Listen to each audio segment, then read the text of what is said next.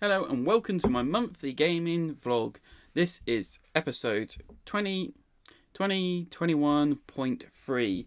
This is my look back of the month of March in my board gaming experience. Hello, my name is Joel, and in these vlogs I'd like to talk about what I've been up to in the board gaming world, in board gaming wise. That's right, each month I go through my experiences with playing new games, receiving new games, backing new games, buying new games, and pretty much anything to do with new board games. So let's take a look at what March has brought me this month.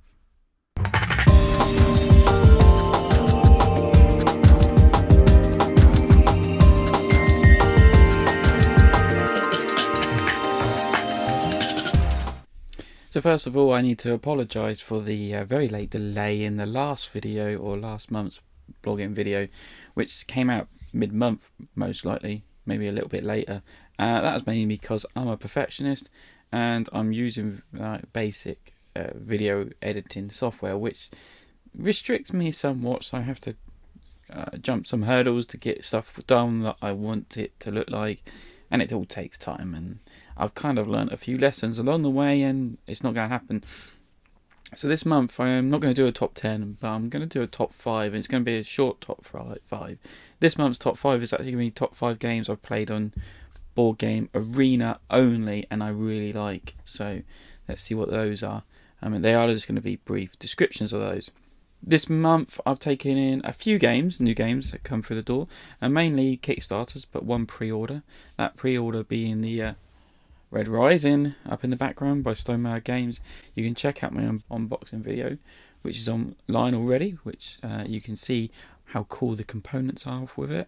I also got Marvel United, which I've done unboxing videos for, haven't put it up yet, and I've already actually started painting the figures. So hopefully you might see some results of my painting sometime in the future. Kind of a little bit hooked on that at the minute, and actually, boy, is looking forward to painting those too. I received Cryptex from inside the box through the post. I didn't back the whole lot. I just backed it for like a postcard scenario set. It's a escape room kind of puzzle game. It looks quite cool. I don't know why I didn't go for the whole lot. Maybe they had a lot going on at the time, but I received the postcard shipment through, which is quite cool. And then also I got Venice through, which is over there. Venice through from Brain Crack Games. This is the Kickstarter version. You can also see the unboxing video of that online too, so check that out. Along with the exciting new game arrivals, I've been receiving some updates from previous Kickstarters, which is actually it's a kind of sad news in a way, but I'm also very surprised it's not happened sooner, and that's the fact that COVID is now taking its toll on some board gaming companies, mainly ones in Europe based, that are in countries that are in lockdown, like Atipia Games, who are based in Greece. They've been in lockdown for many months, and they're struggling to play test, so they've not been able to fully play test the games that they've or not games but the expansions they've promised to put on there. They've actually said for Rush MD that they're going to send out the expansion they promised, and the add-on ones, which was like a dental and maternity ward expansion, they're going to hold back until they can get it fully play tested and then send it to us backers then at their own expense. Also, FunForge sent a update about their Forgotten Kingdoms expansion, which is not forgotten, that's already been out. African Empires, which is the expansion to Monumental, and it's going to be delayed by about 6 months, I do believe, because France is in a lockdown. They just come out, and now they're going back into another one, which is a shame. So hopefully, and then it's not only just them being in lockdown, it's also like factories they use and produce it are having staffing issues, be it sickness or COVID related quarantining or things like that. So there's this little bit of a snowball building up, and I think this might not be the full effect we're having. But then again, other Kickstarters are getting done very good, and they're still coming through. Like at the minute, I've got 2, literally, I think are in the post. On the way to me, I've got Canvas, can't wait to get that, and I've got Tiny Epic Pirates, which I've received saying they're going to ship soon, so I'm hoping it's on its way to 2 Kickstarters I am very much looking forward to. And the other good news is I got update that my table is probably being made as we speak now, and they've said they've delivered all the Kickstarter number 1 tables, bar couple, and now working on number 2 tables and the wing tables, and the people that upgraded to the wing table, which is me. So hopefully now they're working on my table, and I'm hoping to expect delivery around about April-ish time. So end of April this time, I should say. So that's exciting. So that's Geek and Son putting the update up this week and getting my hopes alive. Hopefully that maybe end of this month I might have a proper gaming table, because I really do need it. This month I've actually released the unboxing video for Red Rising and Venice. I've got Marvel in the can, and just needs to be finished up. Shouldn't be too long. I've also got a review of Forgotten Waters going on, which I really need to get around to finishing. Now I'm on holiday for a couple of weeks. I hope I can get that sorted too. And I also plan to do a review on King's Dilemma up in the top there. So yeah, so hopefully, I hope those will be all out this month, and sorted for maybe some more. Don't hold me to that.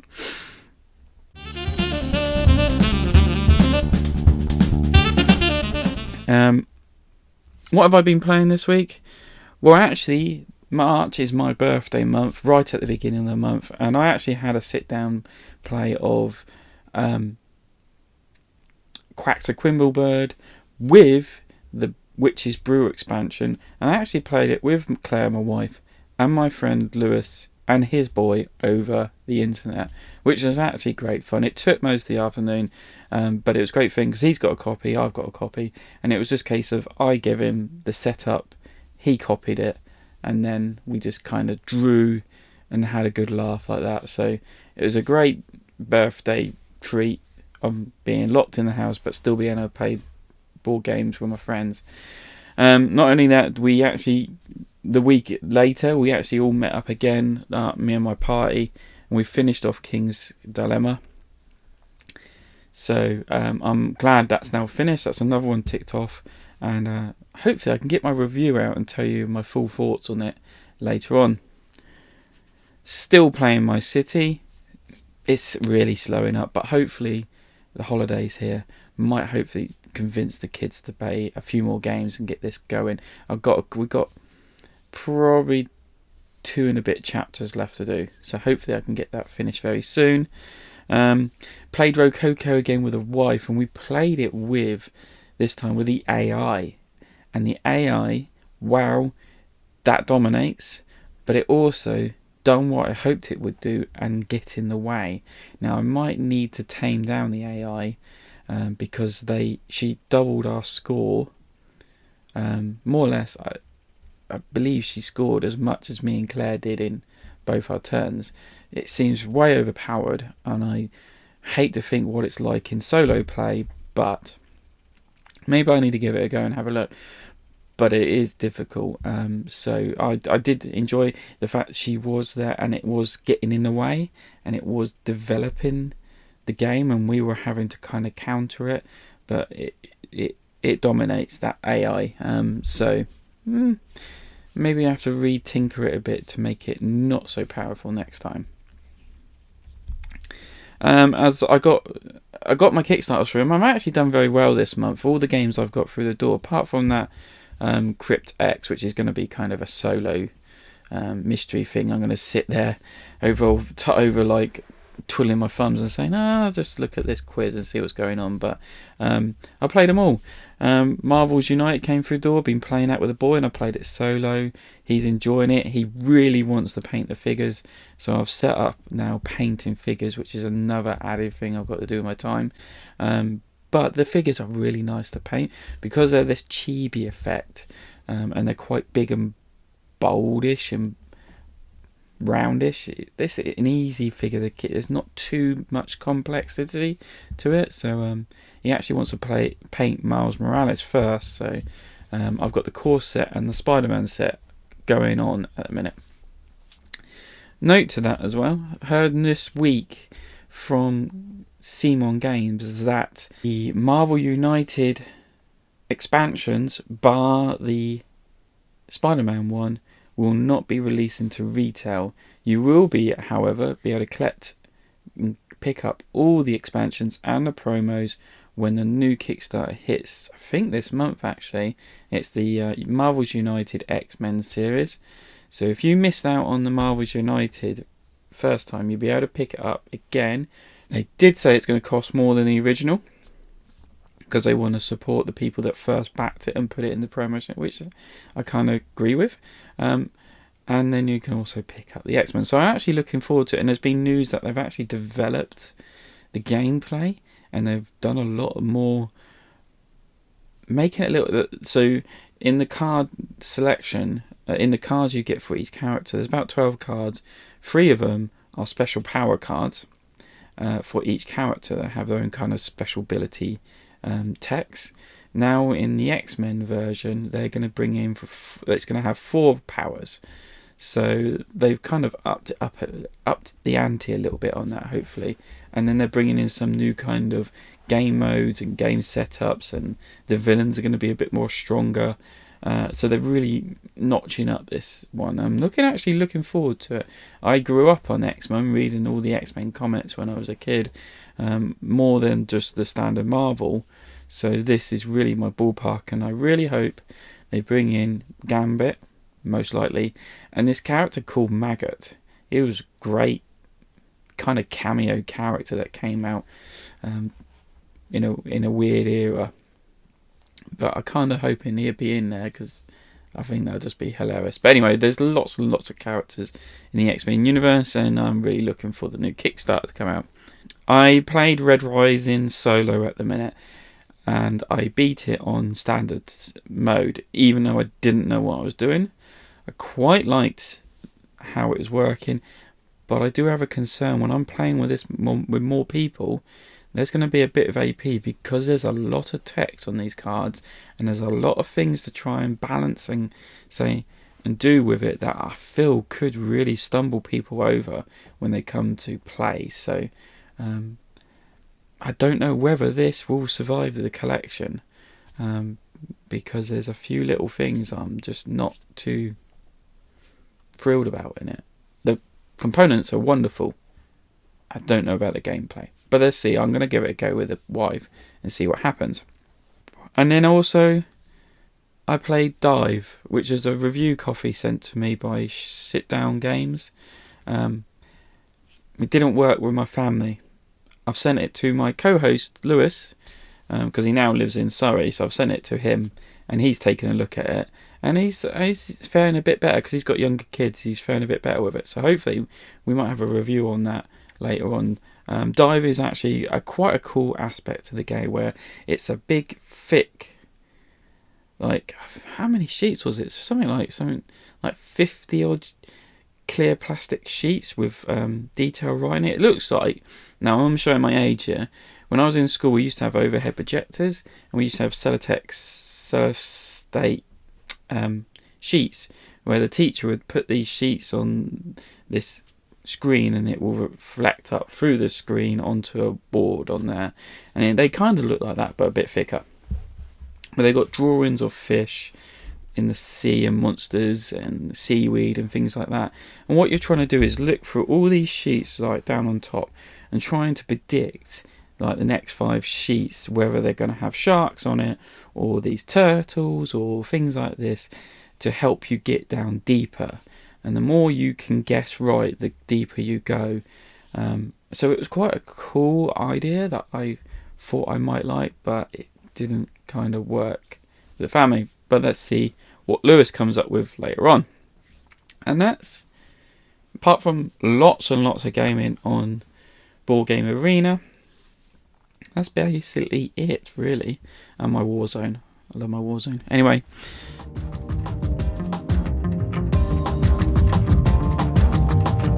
Hello guys, welcome to another part of my collection display, what's on my shelf.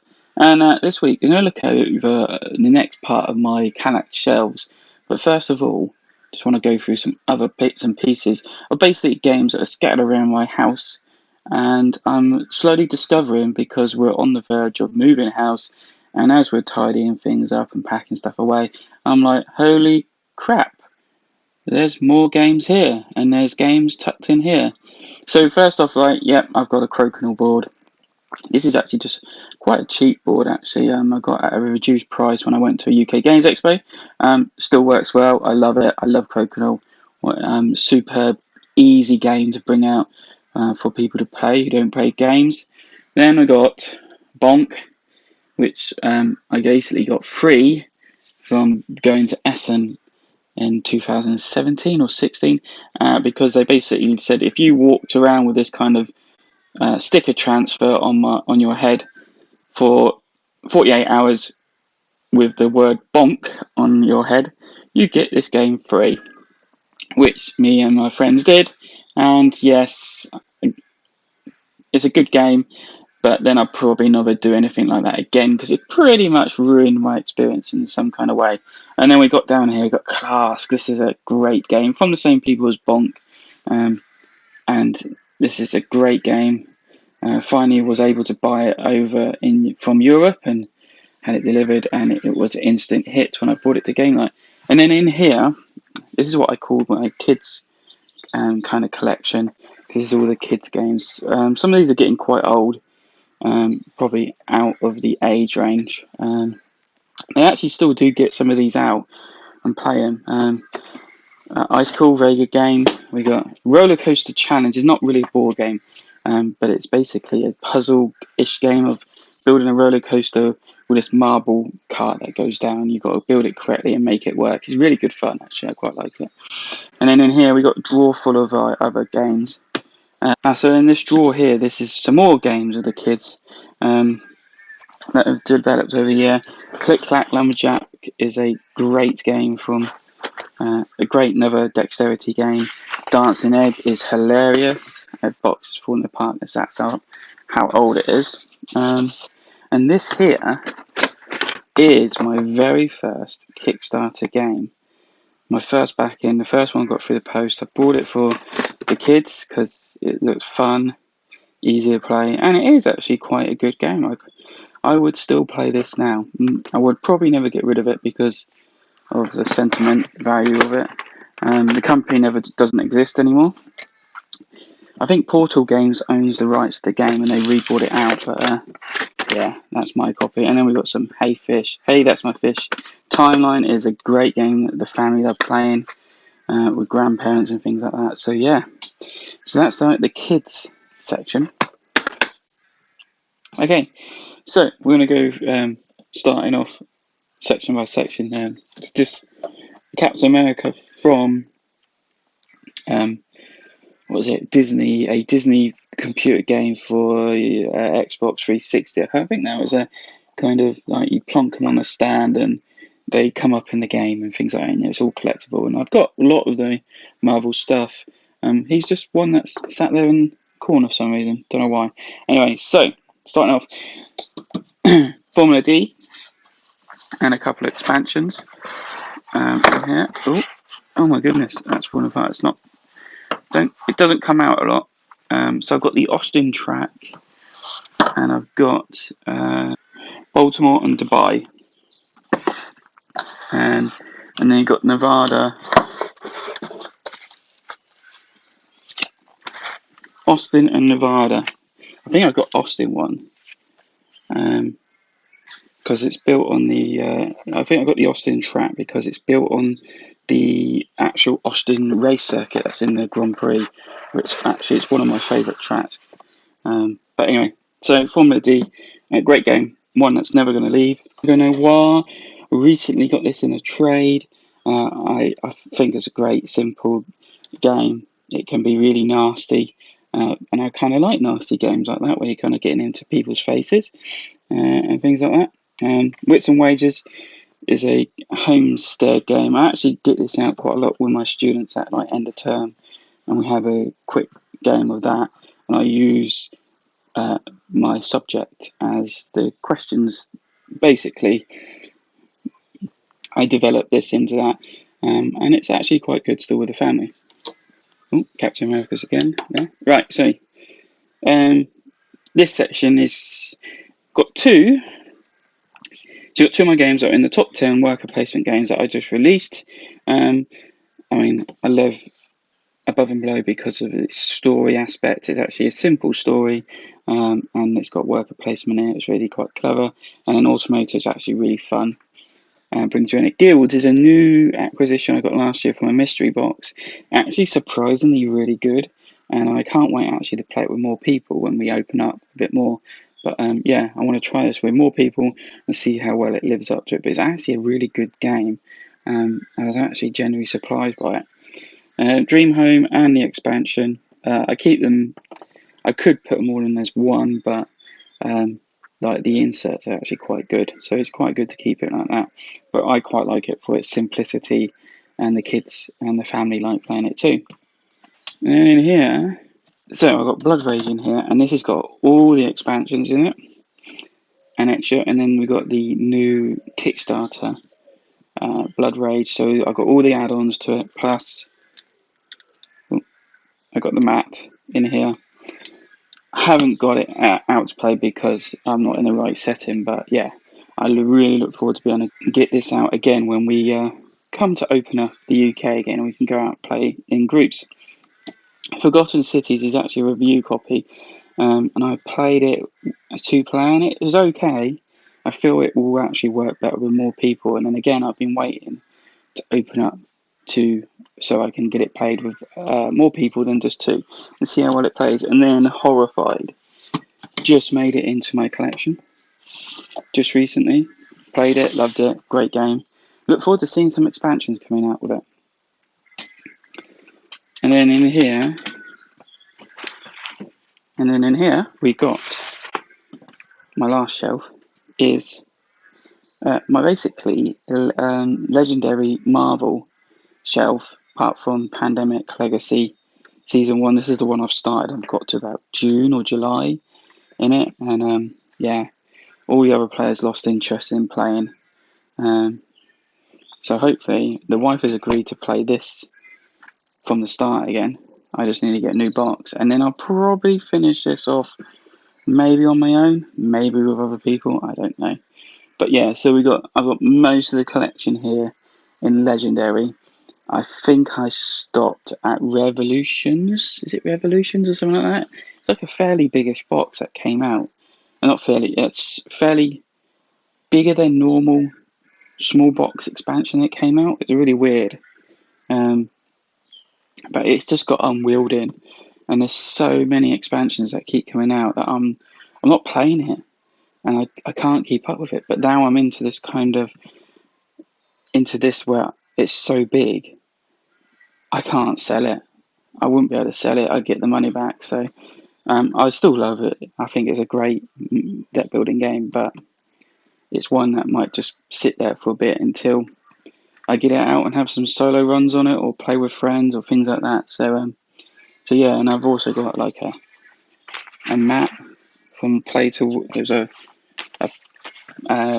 organised play event. I've got this is actually a dice tower that I got from my Essen trip. It was being sold by the Taiwan board game company for like £2, and we were like, okay, yeah, we'll take those off your hands. And then I got back here. I've got a couple of exit games. This one we've done actually, and then I've got another one at the back, hidden away. That needs to be played. Really, Forbidden Castle. So that's what's on this part of the shelf.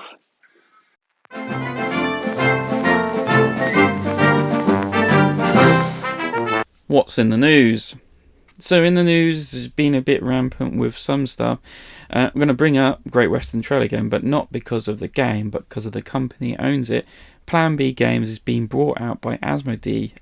The company is back on this track of buying up companies. So they brought up Asmodee, they brought up Fantasia Games, which is their only game, I think, is Endless Winter, which was on Kickstarter last year. So they put up Thundergriff Games, which has the cartographers. Tabletop Tycoon, which is like a kilometre of lots of board game companies like Starling Games, Flying Meeples, Spark World, Poly Hero Dice. So yeah, they were big. Oh, and Victory Point Games. I didn't realise I actually owned them. But anyway, so they've brought up quite a few games, and there's actually a few more that I haven't mentioned in here. So they're on this track of picking up more games from more companies by the looks of it, and really they've not really affected like games coming out from other companies. Those are still going, so hopefully it doesn't affect what Plan B do with the new Great Western Trail series. Clank in Space is getting a new expansion, which is called Clank in Space Adventures, the Pulse Arcade, which is a split, which basically here, like Lord Atticus has got a vintage arcade, a collection of vintage arcade cabinets that you're now trying to get into. There's 6 new modules to this expansion. Each one has their own rules, provides a brand new way of stealing artifacts. Players can ransack the vault, then spend loot in the black market. They can also research new science, clone themselves, or enter high-stake races, blah, blah, blah. So there's a lot of things going in. This kind of expansion, what I've seen of it, really makes me wish I never got rid of the original, got rid of Clank in Space, but one had to give, and I do prefer the original over Clank in Space. That's quite cool. And there's a new expansion to Rezakhan coming out, which I can't remember the name of, which I really am enjoying on Board Game Arena, and I actually kind of look forward to playing it actually physically when we get into real life again. So, and that's it. There's probably more news that I can't even think of. I've trolled it, but hello everyone, Joel here. I am just jumping into. I'm in the middle of editing this video now, and I realised there was a really key, important piece of news that I forgot to mention. And this news came out mid-month, March, and it got me quite excited because it's one of my favourite kind of family games I like to play with the family, and it's the announcement that they are making a second edition of Takinoko. So Takinoko is a game with the panda and the gardener, and you're trying to grow bamboo. You're trying to eat the bamboo, and you're trying to do the best you can in it. So now they're bringing out a second edition. This second edition actually comes with quite a lot of major rule changes for balancing and ease, I would say, of the game, ease of play. And a lot of those actually are placed around the improvement tiles. So, starting off with rule number 1, if you get an improvement tile or irrigation stick, so the improvement tiles are these little tiles that you can pick up and you put them onto the onto tiles, and they can either fertilize the ground, irrigate the ground, or stop the panda from eating. Now, and the irrigation sticks were these like really long rectangled. Not rectangle. I can't think what the 3D name is for like the long rectangle sticks. But they yeah, if you get those, you have to immediately place them. There's no storing of those commodities now, so that's very interesting. So if you pick up that, you got to know where that irrigation needs to go, and it also stops people hoarding, because there's always this, like, you look at other players and they've got like 4 or 5 improvement tiles and 4 or 5 irrigation sticks, and it's just like, come on guys, place them out. Let's know where you're going to put these. So that's interesting. Now you can't store that; you have to place. So interesting. Other thing with irrigation, with the improvement tiles, is that if you run out of irrigate, the other thing with improvement tiles is if you run out of improvement tiles. So at the beginning of your turn, you roll the dice, and the dice can give you this aspect of picking up a improvement tile. If you run out of those improvement tiles, you can take one that's already on the board and put it somewhere else. And on top of that, you're now not restricted to the tile being empty or bamboo. So beforehand, you might be trying to complete a gardener like card, objective card, where you need to have like bamboo growing on the tile with fertilizer on it, green bamboo with fertilizer on it. Not anymore. And like it's difficult to find the tile with like fertilizer on it and it's green. It's also very difficult. Like if there is green tiles on it beforehand, if there's bamboo growing on those tiles, you couldn't put these improvement tiles down. So then you're trying to get the panda to eat the bamboo, and then people are just growing the bamboo again. Now that doesn't happen. You can place those improvement tiles where there's already bamboo, which could actually um, help you achieve your goal quicker and better instead of like um, sitting there going, oh, I can't complete this tile because there's no more green empty tiles left. There's none of these improvement tiles left anymore. So not only that, now to validate the garden's objective. So like I said, you've been trying to like complete tiles. So say like I've been saying, green tile that has 4 shoots on it and it's got a fertilizer on it.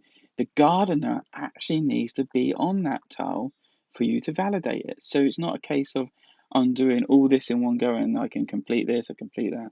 Now you have to have the gardener there to complete it. So they've made it easy in places, but they've also said, right, so if you're going to complete this, you need to have this step in place. So that's interesting. I'm going to see how it works. The rain allows you to add bamboo to non-irrigation tiles. That's a plus side. Okay, so they're on the dice again. You had to, you could only, if you kept the rain side, means you could add a bamboo shoot to any tile that was irrigated already. Now that doesn't matter. Now if there's tiles out there without irrigation to it, you can and you get the rain side, you can now add a shoot to it, which is a great new rule. And then there's also some balancing adjustments to it. The panda objective points are decreased. Sorry, panda objective points have been decreased in size. So before it was 6 points for having a red, yellow, and green shoot to eat.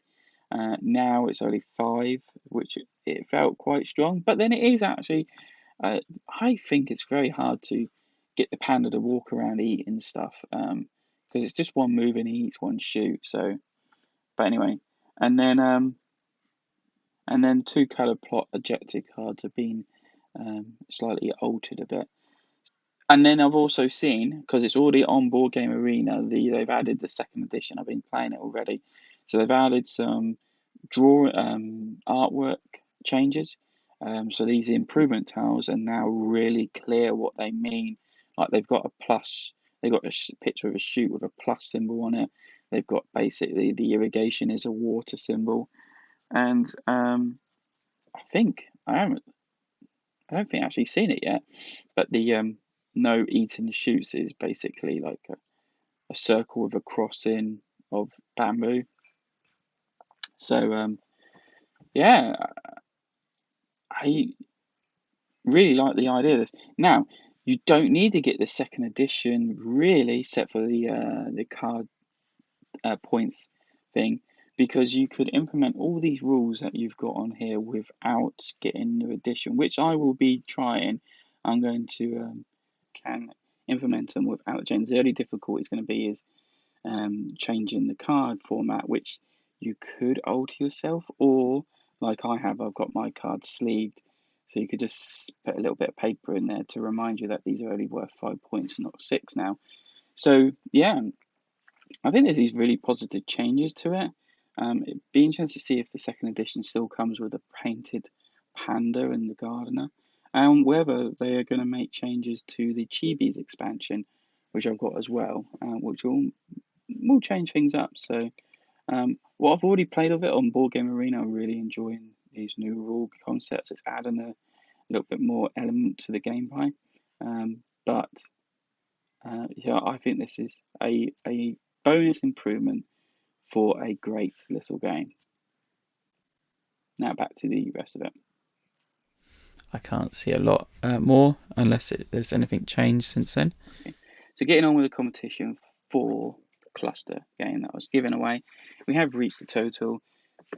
Not many comments to the videos, if any. So I will this month find someone, contact them, check where they live, and organise to send it to them. So look out for some way of me contacting you via YouTube or Facebook or Twitter maybe. And fingers crossed, might be one of you that are watching this. And I will build up another competition for more viewers to gain more viewers in the next few episodes. So yeah, good luck to the people, and we'll hear from the winner hopefully in the next episode.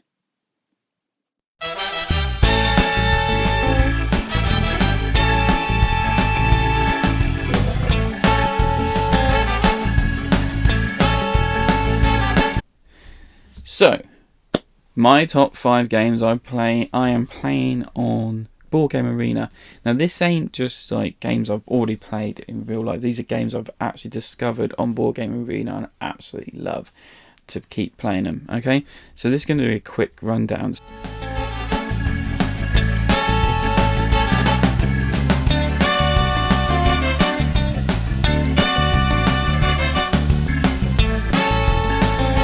Caravan is a game from Rio Grande Games and Jode Hubber, which came out in 2019, surprisingly. I thought it was older.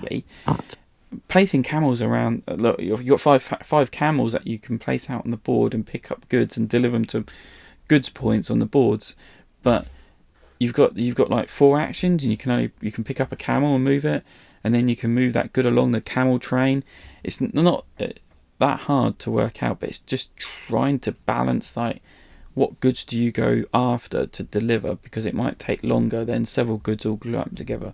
I just find it fascinating. I really like playing it, but I'm not any good at it. But it is it's oldish game that I've just discovered on there, and I quite enjoy playing.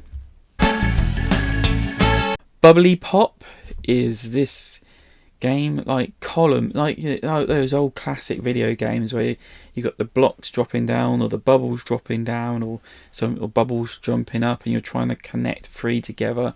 And it's basically that you got like these columns, and it's a 2-player game, and you can pick 2 bubbles to swap around in like the center, and then you can pick 2 bubbles either side by side or up and down to drop down into your column area.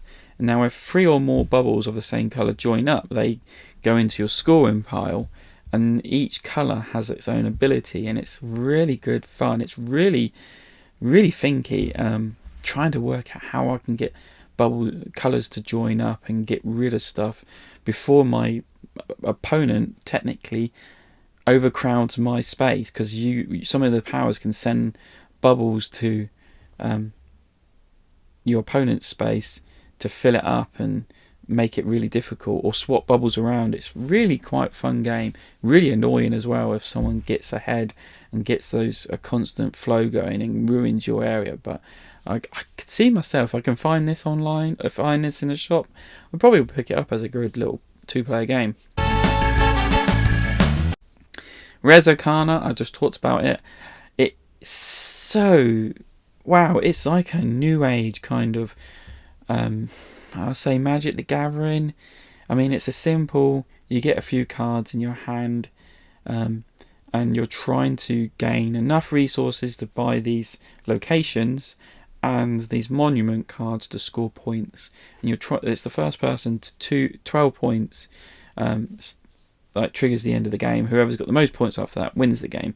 There's a little bit of attacking, not much, but it can be countered quite easily. And it is just this kind of resource management. You're trying to balance your cards, and you turn them to exhaust them, and you have a protagonist card, and you have like a spellbook card, and then you have your own cards which are artifacts or creatures or dragons or things like that, and you need to have resources to put these cards into play, and then you could use them for their powers, or they're just there to look nice. But it's so much in it.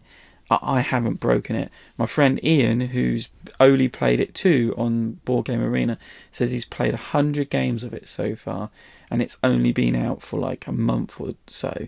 And you can't beat him. He's just dominates. So I really want to play more. It's just time. I don't have the time to keep playing it. I've got 1 or 2 going on at a time, but not my friend. So Rezakhan is great at number 3. Number 2 is a new entry, and this is because, again, this is another 2-player game that I've really found that I quite like, and it's a actual Colosseum kind of game where you've got 3 champions, I should say, each side, and they come with their own deck of cards which smash together, and then you draw up 5, and then you're and you can technically only play 3 of these cards because each card requires like a mana of a colour, and you've only got 3 colours: blue, yellow and red. So once you've tapped one colour, you can't play another card of that colour.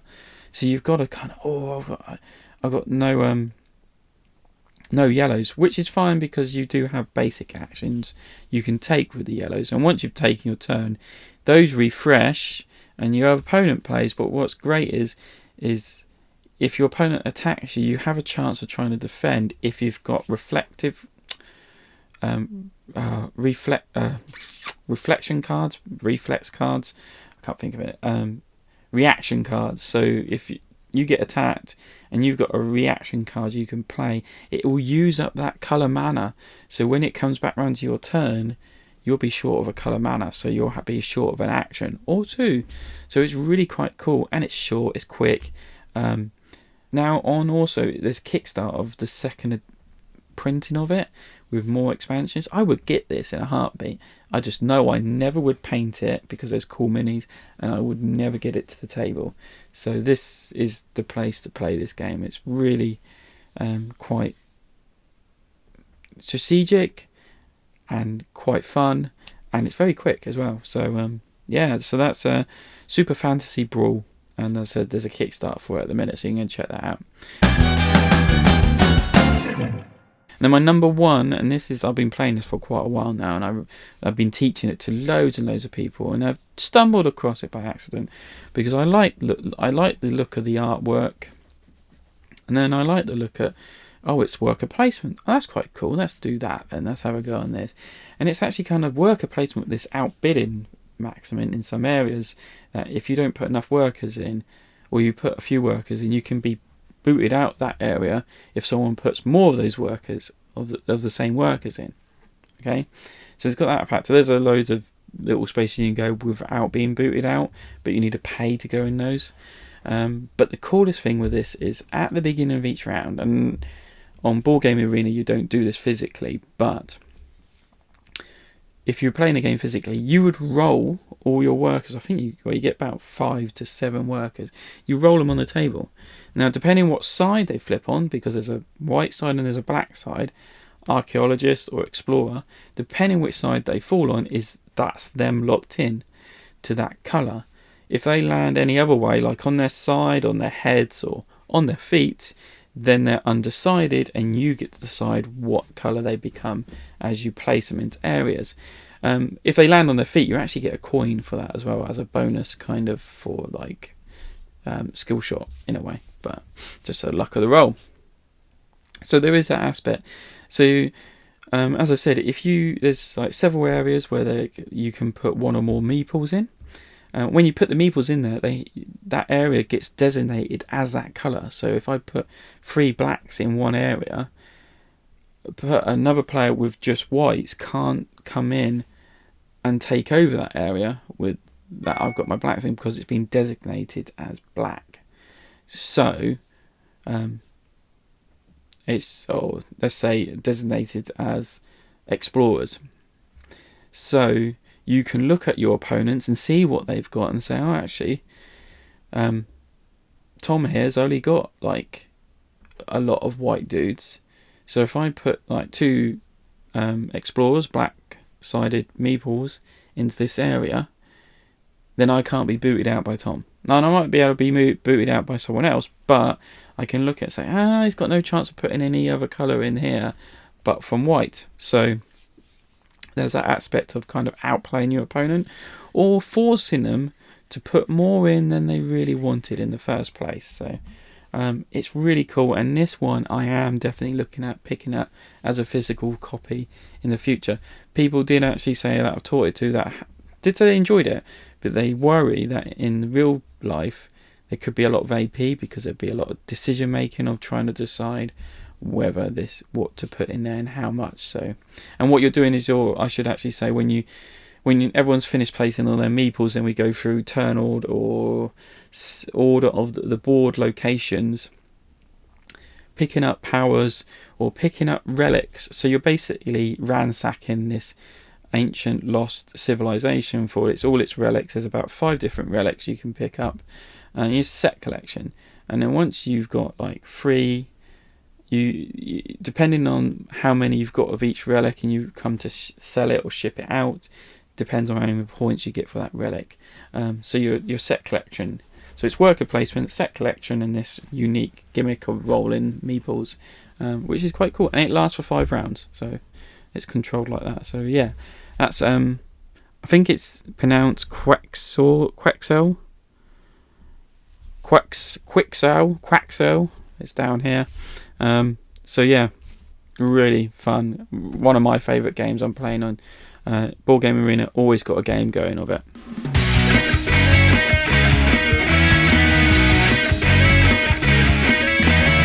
Finish up with Kickstarters, and back in Eternal Palace is now finished. It was done very well, so looking forward to that coming out. And then I'm only back in one now, and that's technically a free game they're putting it as, and it's called Clash of Deck. It's a real free-to-play card game they're putting it, but you're paying $2 to have it shipped, and it's $2 to ship it anywhere. I believe this is like the drug dealers outside the school offering up the kids free samples of drugs and getting them hooked on the stuff, and you coming back later on and say, oh, here's the expansions for it, because this game has already been out, and it was in French mainly. I think now they're like, let's just put a free deck out there and get the taste buds going, and then we'll release the thing. So it's a 1 to 2 player card game that you use this same deck, and you're basically battling between each other like tower defense kind of game, poking each other until there's no one's left standing, or you destroy their tower on the other side, which looks quite fun. The stretch goals are kind of, once they reach a mark, you can vote for the name of a certain card, which is quite cool. So yeah, I mean, it's free. It's got tons and tons of backers, of course, because it's free. Technically, still have to pay. Yeah, let's see what it's like when it comes through the door. And by the time this actually releases on YouTube, you're going to have about 48 hours to back this. So if you see this pop up, I would hurry on over if you want to jump in on this Kickstarter. So as I start editing this podcast / video, new Kickstarters have come up and around, and so I want to highlight a couple more that have turned up on my doorstep that you should be aware of. Hippocracies, not Hippocrates, which I said previously in another video. Hippocracies is a ancient Greek medicine type of game. You are doctors running a group of doctors trying to cure people of ancient Mediterranean times. And it's kind of a worker placement, dice placement game. You're trying to gather resources and knowledge together to help cure these people that are turning up to the steps of your temple. And you can either cure the people that are in front, or you can risk damaging your reputation by curing people further back in the queue. Game Brewer is the publisher, and they have actually released this on Kickstarter, and it's coming without stretch goals. By what I mean is that they are released a deluxe version on it. You get lots of extra goodies already, so you're getting larger boards, larger mats. You're getting these cool components that are coming with it already, but there is no extra stretch goals. It's basically just there for funding, so you could also more or less say this is a pre-order system, what they're using. I don't know if they're kind of damaging their reputation or even some more kind of excitement to the game, because I can tell you that I've more or less forgotten about this up until I started talking about now, because you're not getting any updates of look how well we're doing, look at what we've unlocked, and look at these components that we're going to bring to the game if we reach this funding level. That's what Kickstarter does, and I don't understand why people still don't use that element of Kickstarter, of trying to get excitement, enthusiasm behind the project. So it's doing okay, it's funded, and it's doing not gangbusters, but it's going okay, and it does look like a very cool game. I just don't know whether I'll back this or continue backing it. Another Kickstarter that has just arrived on my doorstep is this basically deluxe components set. The main focus on these components is for Ticket to Ride, and they are basically plastic trains that go into many train games that you might own.